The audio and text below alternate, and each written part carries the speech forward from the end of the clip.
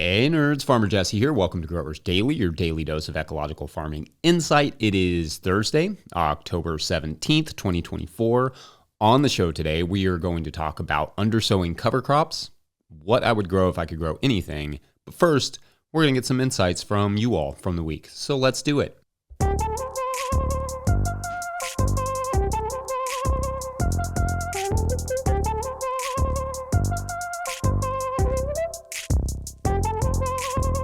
It is the second frosty morning in a row here. Got our first frost of the fall-winter season yesterday morning and our second this morning, which means we are officially probably no longer picking cherry tomatoes out of the field. It is amazing how far those things will go when the weather is right. And by right, I mean abnormally dry and warm. And when you plant them later in the season. I think those cherry tomatoes went into the ground probably in late June or early July. I'd have to look, but I love the late field tomatoes when it's dry and hot and the tomatoes are not as disease prone as they are early in the season when it's still kind of wet. And I love how sweet they get after that first cold snap if it's not too frosty and kills them off. Honestly, although tomatoes and cherry tomatoes will go right up to a frost, I really love peppers in the field when you've got that opportunity. Like when you plant them and you can harvest them all the way up into November when you get those first hard frosts. That's the best. I want peppers all the time. I love peppers. Okay, so since I will not be doing a show tomorrow because I will be doing a talk at the Kentucky Composting Conference in Louisville, I thought I would do the Friday feedback thing a bit today on this Thursday, where we look back at some of the interesting things you all were contributing and discussing this week. Also, we will have a regular Farmer Jesse video for you on Sunday, for those of you who watch on YouTube. So hopefully that will make up for a little bit of my absence tomorrow. First, I want to shout out this story that came in yesterday after I shared our farm name story and then asked you all for your farm names and farm name stories. This one is from @StuckInTheMudGarden7726, who writes, "Our farm name is Stuck in the Mud Farm. When my wife, kids, and I were building our house, it was a really wet year. We had this older neighbor who would stop by every day and harass me. I got everything you can imagine stuck in the mud: pickup trucks, tractor, dump trucks, and a crane, 60 inches of rain and rocky clay.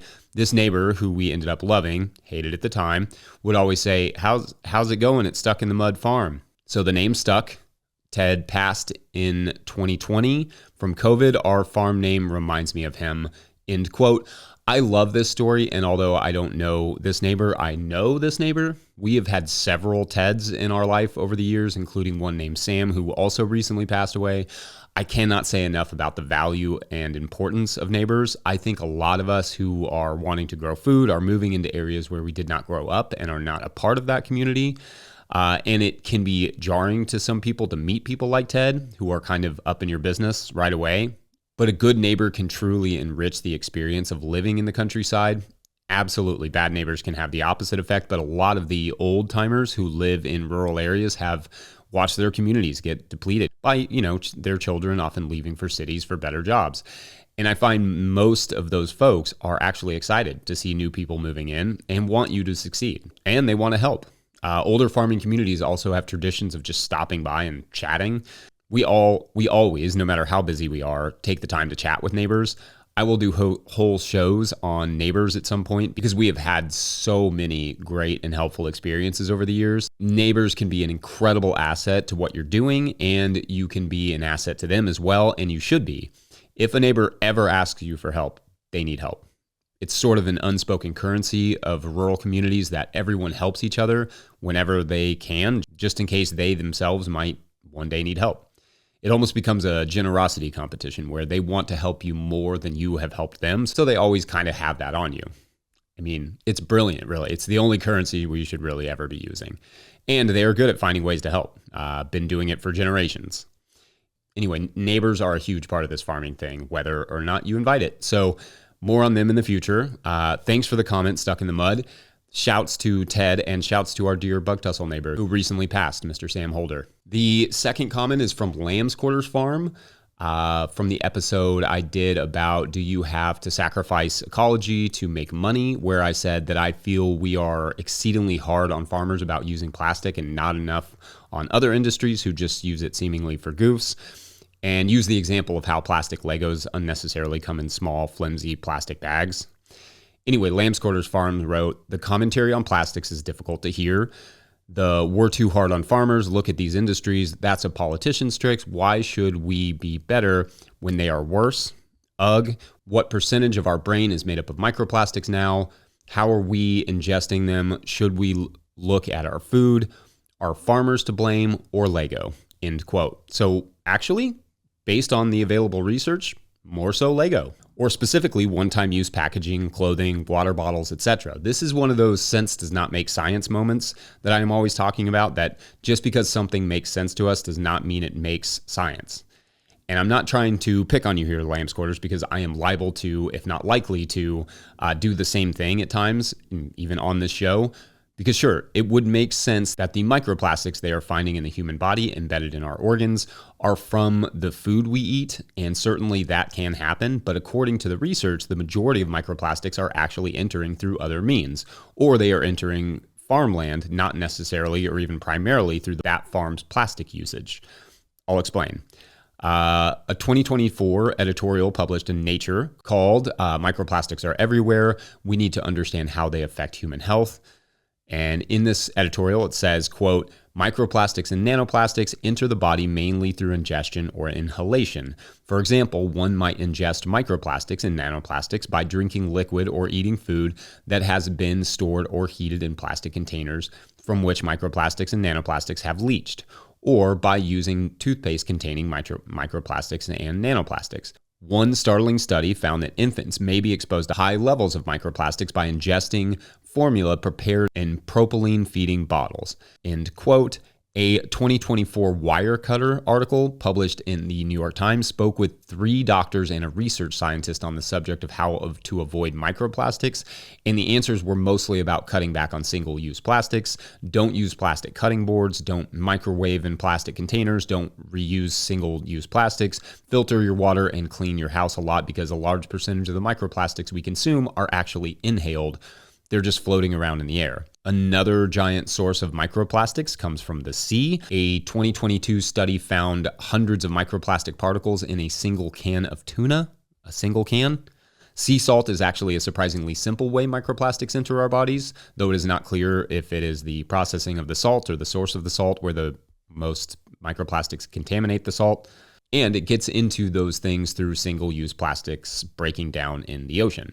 On farmland, things like plastic mulches and row covers are definitely a source of microplastics, but the main sources are things like irrigation water, synthetic fertilizers that contain microplastics, and biosolids, which are a huge contributor of microplastics, as well as potentially PFAS. In fact, a lot of the microplastic pollution within biosolids comes from when we wash our synthetic clothing. Tiny fragments break off of our clothing, and that wastewater flows into the biosolid stream, which is sometimes redistributed on farmland. So farmers are culpable, like I mentioned in that episode when I said that farmers need to be conscientious and minimalist about how and where they are employing plastics, especially against the soil. And farmers should do everything they can to cut back on plastic usage because it is indeed a source of microplastics.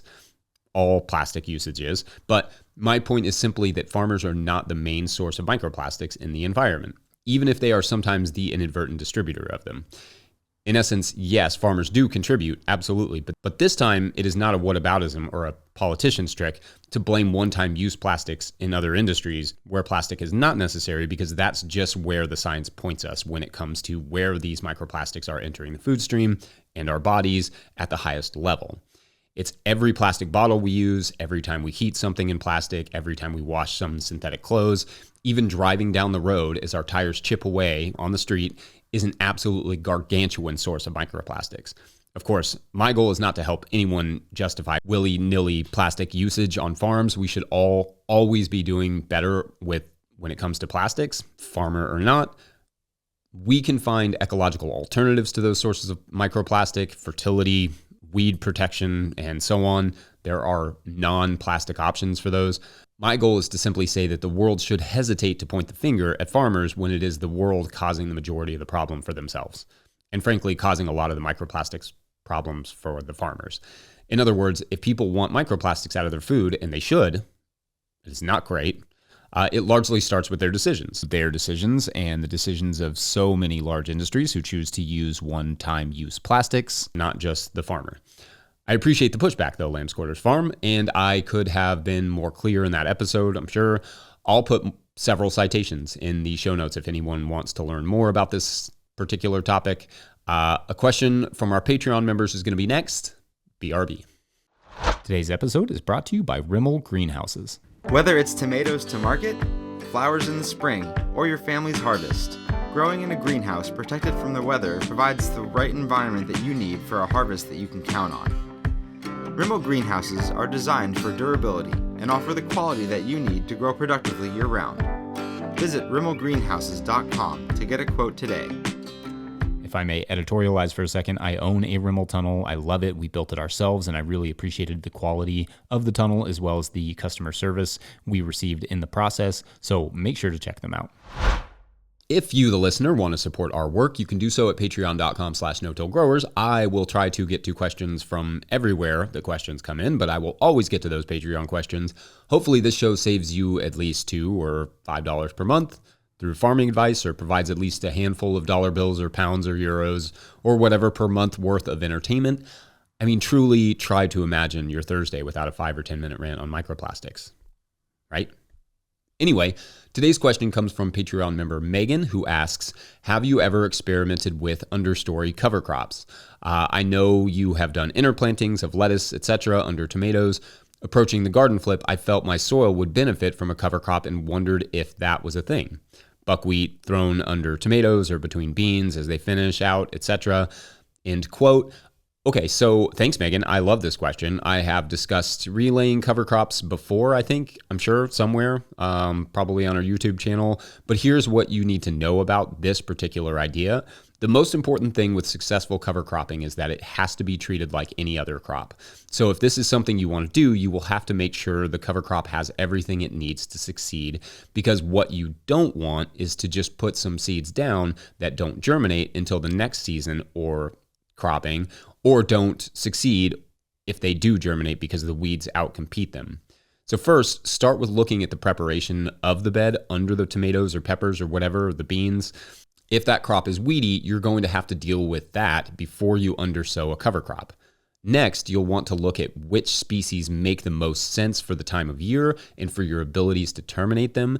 There is no bigger mistake in cover cropping than planting something winter hardy like rye in a bed you will be wanting to plant in March. That cover crop, depending on your climate, will not be ready to terminate by March. So really think about what the plan is for that bed before you sow anything. Also think about how well prepared the soil is to germinate a cover crop. Sometimes by the end of the season, the bed can be a little bit compacted at the surface. You will, at very least, want to scuffle hoe the top inch or so unless you have a nice fluffy soil or compost mulch to utilize. Like any crop, cover crops need good seed to soil contact and good moisture to germinate. You mentioned buckwheat, and that's great. I have no issues with buckwheat because it is fast growing and it is easy to kill, but it doesn't germinate that well on the soil surface. So it has to be raked in or sown with a seeder. It has to get that good seed to soil contact and moisture. Also, I should say this late in the season, buckwheat won't really germinate or really grow here. So if you are not in a pretty warm climate, like I would say like deep in the south or even in, the southern hemisphere, buckwheat season is pretty much kaput. I really like crimson clover for this job. It is a winter hardy cover crop, so you will have to have a plan in the spring for termination, but it germinates really well right there on the surface so long as the moisture is there. You can just broadcast it in the bed, lightly rake it in, or just step on it if you can, and then get it wet, or just let it rain, and it should germinate pretty well. So to finish off your question, yes, it can be done, and it can be a good idea, but it has to be done thoughtfully so as not to cause yourself issues down the line. Just follow the other rules of cover cropping, and you should be good to go. We've done extensive cover crop videos on our channel, and I really detailed them in the Living Soil Handbook, which, when you get that from no-tillgrowers.com, helps to support this work here, so that's rad. And you Patreon members get a discount code when you sign up that you can use at no-tillgrowers.com for anything from hats to books to whatever we sell. Thanks for the questions, Megan, and please keep them coming, Patreon members. For the last segment, let's get a little less technical and headed into the weekend or at least the Friday that I won't be here. Shall we? Be right back. Hey y'all, Farmer Jesse here. I just wanted to let you know that we have posted a bunch of discount codes over at our Patreon page at patreon.com/no-till-growers for our patrons over there. So if you love and appreciate our work and you could use a little break on the cost of seeds this year or on your irrigation supplies or boots or whatever, we have several discount codes available over at our Patreon page. Like I said, patreon.com/no-till-growers. So, just to be clear, that means for as little as $2 a month, you can save hundreds of dollars on your farming stuff this year. That's real. That page is so valuable to our work, and at a certain level, we'll even shout you out at the end of this show. Because you rock. That's it. Thanks, y'all. Enjoy the show. So, to end the week on an upbeat note, I want to talk about what I would grow here if I could grow anything. This is part of a question that came in on YouTube from William Curry, from @WilliamCurry185, who asked a separate question I want to save for a specific episode later, but who ended it with, what would you grow that is totally out of your USDA growing zone?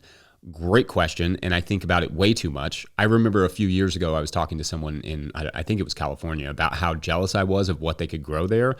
And I think, to be polite, they said something like, oh yeah, well, I wish I could grow okra like you all. Which one, I think you can grow okra in most of California, but also two, there just isn't a lot that grows in Kentucky that can't be grown in California, so I'd A for effort. But on the opposite end, you have a lot in California I would love to be able to grow here, but it ain't happening.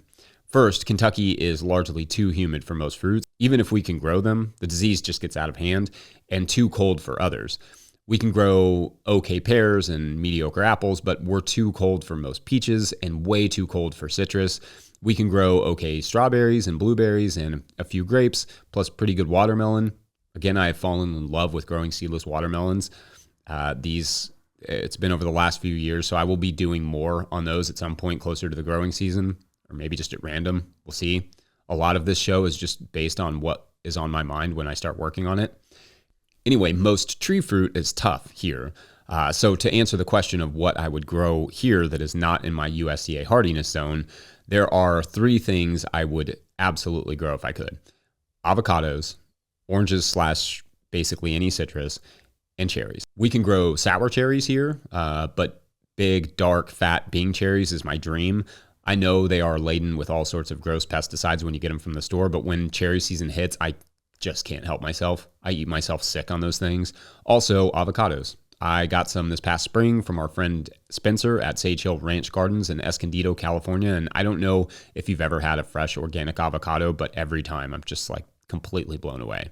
That is the most special experience. And the citrus. When I was in California on that same trip, there was a citrus quarantine going on in Riverside, California, where I was speaking that week. And that meant untold amounts of oranges were just going to go to waste. I truly wanted to cry. What I wouldn't do to have a single orange tree and to see all those trees loaded with fruit just kind of going to waste was mind blowing. Yeah, I'll trade you my ability to grow okra for one orange tree. Sorry, okra. It's been real. So you tell me, what would you grow that you can't in a perfect world where you don't have to worry about invasives or feeling bad about importing non-natives, those sorts of things? Let me know, and otherwise, you all have a great weekend. I will finish it out today with a Friday field note after our Patreon reads this Thursday. Even though it's Thursday, Friday field note for your weekend.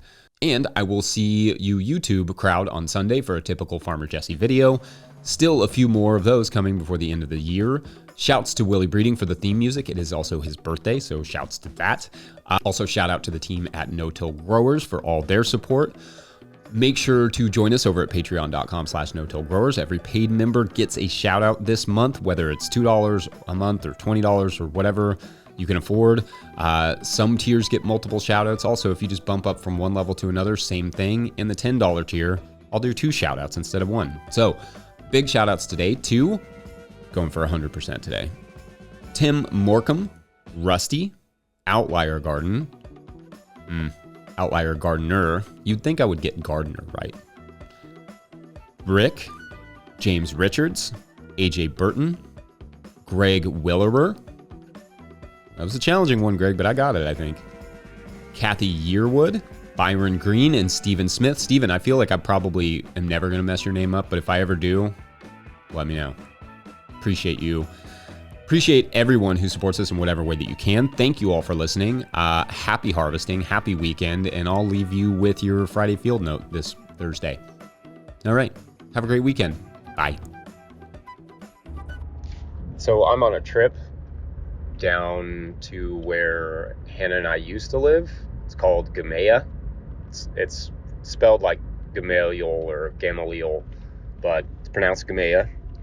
And one of the things that I really, really love about this area, it's in sort of southern Kentucky, kind of about an hour and a half northeast of Nashville. And one of the things I really love about it is that every time you drive by somebody in this community, they lift a finger as if to say hi. And I think it's a few different things. One, most people know each other, so they're just, waving to say hi. But also it has this sort of element of like solidarity to it. This sort of, like, hey, we're in this together sort of thing. At least that's how I've always viewed it, is just like this sort of, hey, like I'm in the countryside too, and there's not a lot going on, and, glad to have you kind of thing. And no, I really appreciate it. I really appreciate some of these little quirks of the, more rural areas of our country. And yeah, I think if you ever get a chance to go drive into, deep into Kentucky, I recommend Monroe County. It's nice. It's pretty. And people wave at you. All right. Have a good weekend.